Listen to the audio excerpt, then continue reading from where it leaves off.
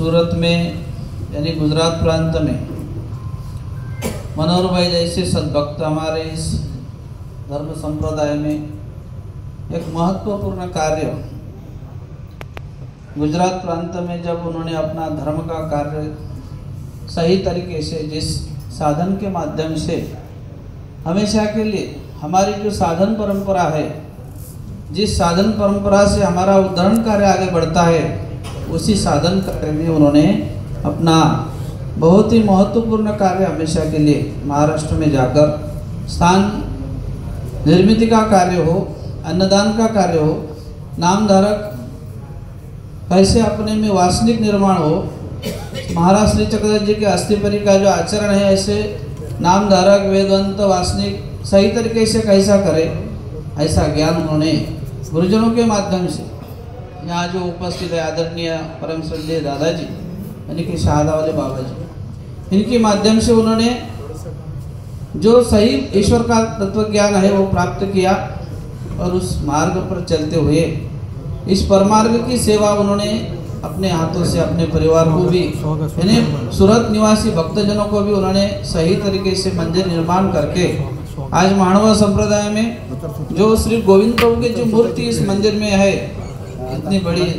श्री प्रभु संबंधित मूर्ति किसी इधर उधर देखने को नहीं मिलती, ऐसी मूर्ति इस मंदिर में स्थापित हुई है। जो धर्म का कार्य और साधन, उस साधन परंपरा को जो आगे बढ़ाता है, उसी का भगवान खुद को भी और सभी साधनों को भी उसका बहुत संतुष्टता और लाभ प्राप्त होता है। ऐसे मनोहर भाई जो सभी संत महंत साधन परंपरा को एक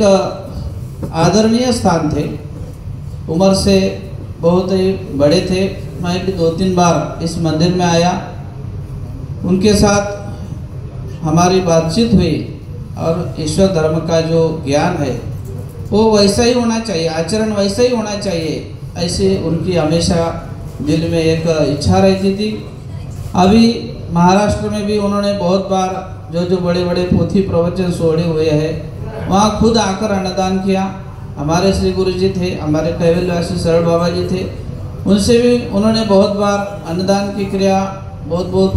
प्रोग्राम में बहुत पोथी प्रवचन हुए हैं महाराष्ट्र में, वहाँ पे खुद आकर अपने परिवार के साथ, बहुत बार राजू भाई भी उनके साथ रहते थे। ऐसी धर्म कार्य की जो एक परंपरा है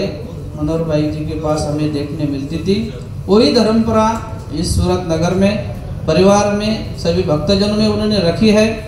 ऐसा एक आदर्श व्यक्तिमत्व आज हमारे इस पंथ में से जाता है तो सभी पंथ को उसका अफसोस होता है, दुख होता है।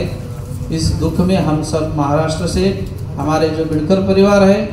जो भारत भर में जो बिडकर परिवार है, हमारे गादी की जो शिष्य गदियाँ है, नातू गदी, सबके तरफ से हम इस परिवार में सम्मिलित है दुख में। और महाराज श्री चक्रधर जी इन परिवार को ऐसी धर्म की परंपरा आगे बढ़ाने के लिए अपनी कृपा करते रहे, इस परिवार पर कृपा हुए, ऐसे में ईश्वर को प्रार्थना करके 2 शब्द समाप्त करता हूँ।